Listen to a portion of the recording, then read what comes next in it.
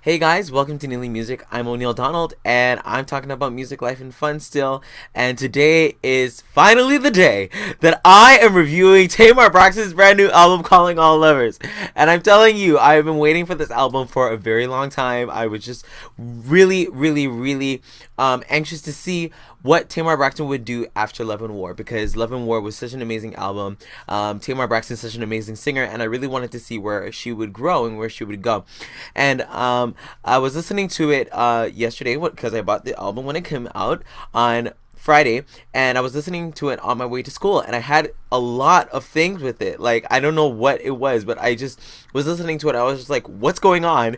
And I decided to, like, just like put it away and then take it back out and listen to it. And I had definitely had different thoughts and different things that were calibrating in my brain. So I even feel that a lot of the things I'm going to say right now are not even fully written in stone of how I feel and how I'm actually doing, like, how I actually really feel about the album. And I really feel that that's gonna grow, but I'm just gonna give you what my thoughts right now.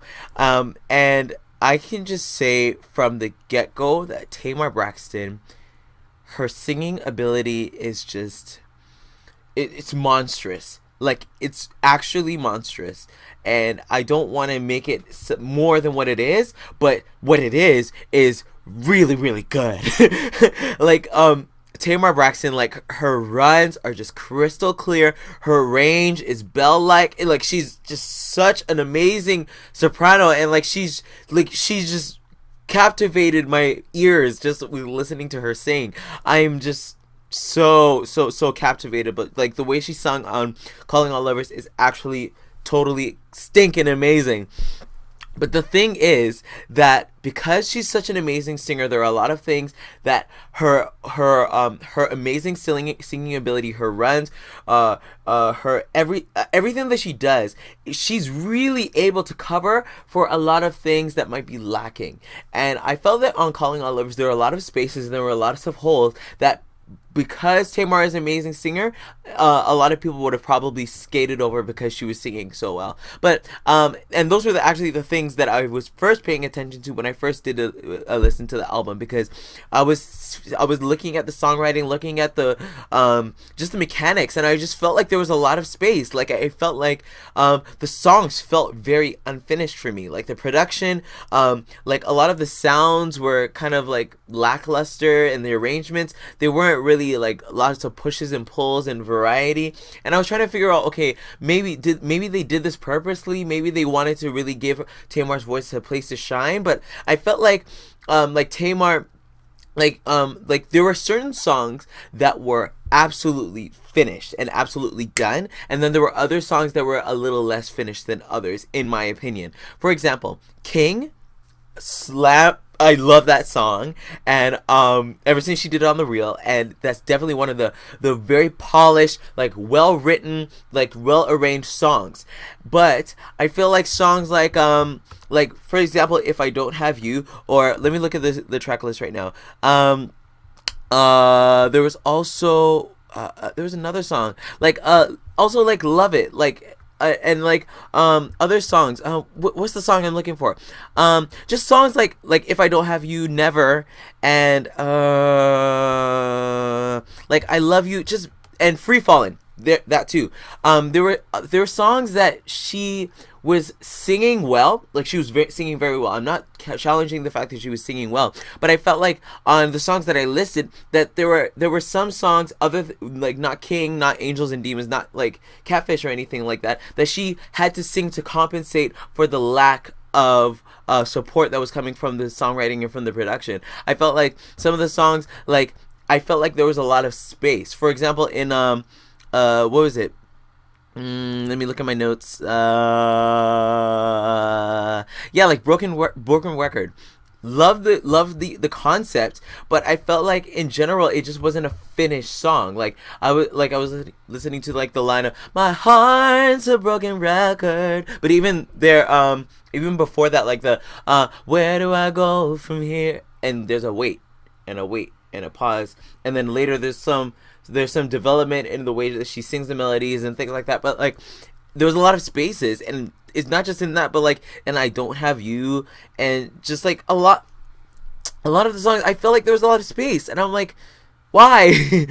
Because like Tamar deserves better than that. For me, I was just like, I felt like she was dogged, like she was like scammed. I'm like, why are there so many spaces? But it doesn't take away from the fact that she sang well. Now, there's another thing with Tamar's vocal performance that again, it's something that is just for me personally, because I watch her on the Real, and I watch her reality shows, and I kind of have I guess a grasp of Tamar's personality, and I felt like there were some songs that she was more connected with, and there was songs that she wasn't as connected with. Songs like Simple Things, she not only sang her face off, because the thing is, Tamar and any singer can sing their face off and do technique and do amazing runs. But Simple Things had personality in the ways that she said the words, and the way that she was talking, and for that talking bit, and the way that she was just bringing in a lot of her Tamar isms, like her her accent and things like that, kind of like how she did on Catfish with like, she finna know the real you too, like just like these little moments where like she was bringing in her personality. And when I was able to hear her personality, I felt like it was a little more authentic, and it brought more to the times when she would sing her face off, when she was doing those amazing runs or whatever. But then there were other songs like Free Fallin', which I felt which was kind of distant from her, and she wasn't not only was she not like she was singing some runs or anything, but it didn't feel like it was coming from her heart. And like for me, I'm a real heart person. I talk about heart traffic and whatever, and I feel like she wasn't really connected to all of the songs. On Love and War, I felt like she was more connected to a lot of the songs, but I felt like on Calling All Lovers she wasn't as connected. Let me see. What else? What else is there to talk about on this amazing album? Because it is amazing.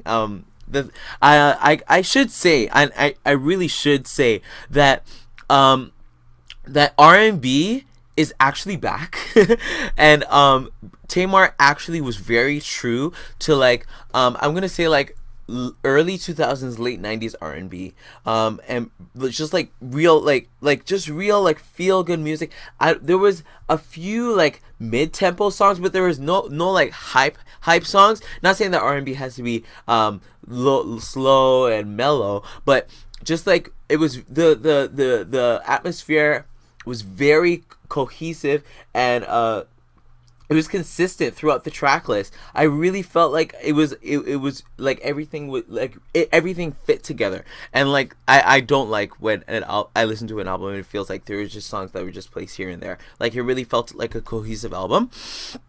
What else is there to talk about? I feel like there's a point I'm missing, and I don't want to miss it. Yes. Now with Love and War. And you can see if you watch Tamar and Vince and like just different reality shows, she's played with a lot of what she calls ratchet music, just music that has a really nice beat, like songs like Hot Sugar, like Tiptoe, where she's just she's really in her zhuzh, as she would say, and like she's really just really feeling the vibe of the song. I felt like there were none of those songs in Calling All Lovers, and I felt like that was a purposeful like there was intent in doing that, and like it allows people to see her as more of a serious artist or whatever. But for me, I was really waiting for the ratchet music. Like I really wanted to hear her just like get her life. Like I was kind of disappointed, and it's not that it was taking away from my review, but I just needed to hear like Tamar just really getting it, and just like really riding the beat, and just like having a great time. And I didn't hear that. Not that it takes away from the album, but I would have loved to hear it. Is there anything else that I would like to talk about? Not really. So I guess this was my review of Tamar Braxton's album. Any final thoughts, O'Neal? Tamar, it is like, I feel like, and I don't know if it's because of her age, because she's like 38, and I'm not saying that she's like an old person or anything like that, but I feel like Tamar has this this old heart. Like her music feels very, it feels like I went back in time and I was listening to music that was produced and written 10 years ago. And I just really I just really appreciate it. Oh my gosh, I have to tell you my highlight songs. um I've already done a review of Angels and Demons. I'm not even going to talk about that anymore because that review was totally messed up because I didn't have a lot of words. I just wanted you to see the fact that I was really excited about the song. So if you want to hear about Angels and Demons, just head to my Angels and Demons review. But raise the bar.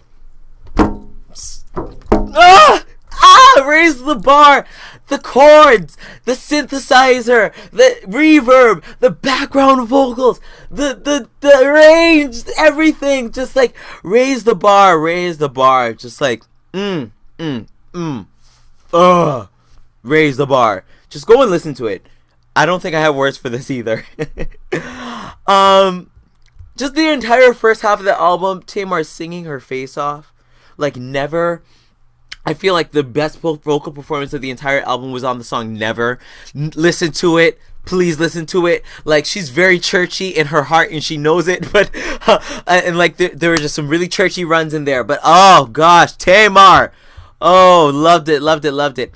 Also, the vibe of Making Love. The song's about sex, and I'm not really for like sex and music, and because I'm not, yeah, anyway. But Making Love. Definitely love the vibe. Definitely love the atmosphere. Just, oh, man. Vibe central. Like, woo. Oh, man. So good. Oh, man. Like, just, I know that this is a very strong album. And I had lots of issues that I touched in this review. But, like, oh, my gosh. This is a really strong album. Like, R&B is definitely back. Like, Tamar really brought it. I definitely not disappointed. Even though there were some moments that I would have loved for her to come up, like, I definitely wasn't disappointed. I got 14 amazing tracks. There's also bonus tracks in the deluxe edition, just pure good singing, like really good singing. Like I feel like I've been sufficed until the next Tamar album, or until Brandy releases another album, because Brandy needs to get her life and put out another album. But this is about Tamar. So yeah, Tamar Braxton, thank you so much for calling all lovers. It definitely was worth the wait, and I'm so still enjoying your music. I really love it. So yeah, that's the end of my review. If you liked what I said, please like this video, subscribe to my page, and comment below. Follow me on Twitter at @NeelyMusic. Talk to me. How did you like Calling All Lovers? What were your favorite songs? Did you agree with me? Did you disagree with me? Just let me know. Yeah. So I'll talk to you guys later. Bye.